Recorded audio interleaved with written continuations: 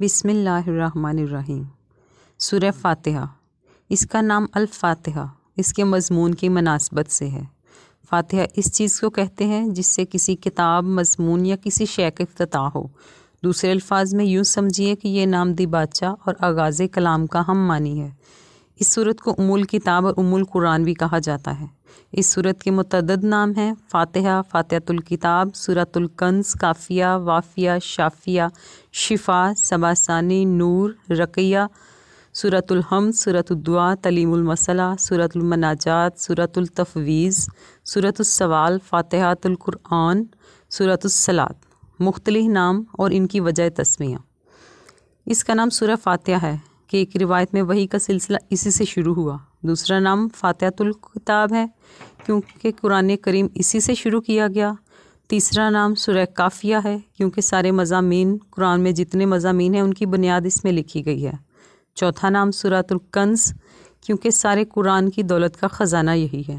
پانچواں نام سورہ کافیہ ہے، یعنی نماز میں دوسری صورتوں کے بدلے میں اس کو پڑھنا کافی ہے، لیکن اس کے بدلے میں کسی اور صورت کو نہیں پڑھا جا سکتا۔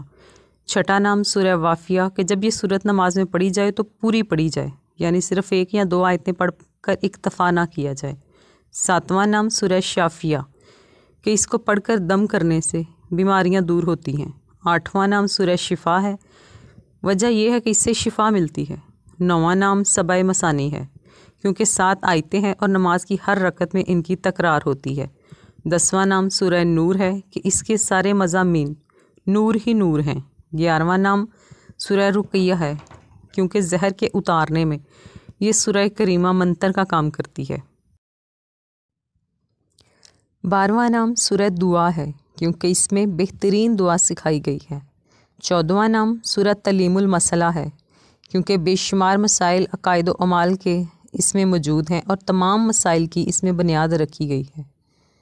15واں نام سورہ مناجات ہے کیونکہ اس سورہ کریمہ کا سارا مضمون بندے کی اپنے رب سے مناجات ہے۔ 16واں نام سورہ تفویض ہے کیونکہ اس سورہ کریم میں بندہ اپنے آپ کو بالکل اپنے رب کے سپرد کر دیتا ہے۔ 17واں نام سورہ سوال ہے کیونکہ بندہ اس سورہ شریف کی تلاوت کے وقت پورا سائل ہو جاتا ہے۔ 18واں نام ام الکتاب ہے کیونکہ ہر آسمانی کتابوں کا جوہر اس میں ہے۔ 19واں نام فاتحۃ القرآن ہے کیونکہ قرآن کی ابتدا اسی سے ہے، اور یہ نام اور دوسرا نام فاتحۃ الکتاب ایک ہی وجہ سے ہے۔ 20واں نام سورہ صلاۃ ہے کیونکہ نماز اس کے بغیر نہیں ہوتی۔ اس سورہ کریم کا زمانہ نزول، یہ نبوت محمدی صلی اللہ علیہ وسلم کے بالکل ابتدائی زمانے کی صورت ہے، بلکہ معتبر روایت سے معلوم ہوتا ہے کہ سب سے پہلی مکمل صورت جو آپ صلی اللہ علیہ وسلم پر نازل ہوئی وہ یہی ہے۔ اس سے پہلے صرف متفرق آیات نازل ہوئی تھی جو سورہ علق، سورہ مزمل اور سورہ مدثر وغیرہ میں شامل ہیں۔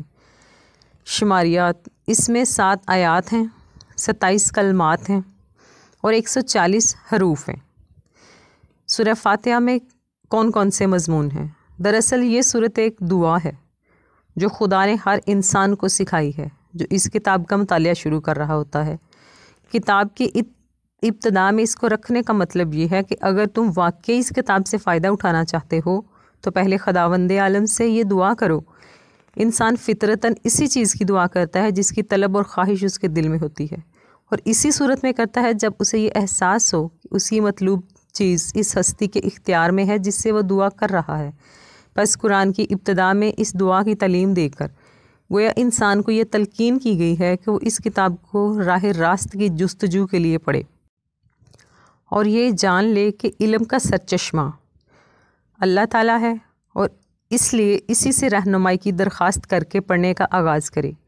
اس مضمون کو سمجھنے کے بعد یہ بات خود واضح ہو جاتی ہے کہ قرآن اور سورہ فاتحہ کے درمیان حقیقی تعلق کتاب اور اس کے مقدمے کا سا نہیں بلکہ دعا اور جواب دعا کا سا ہے۔ سورہ فاتحہ ایک دعا ہے بندے کی جانب سے، اور قرآن اس کا جواب ہے خدا کی جانب سے۔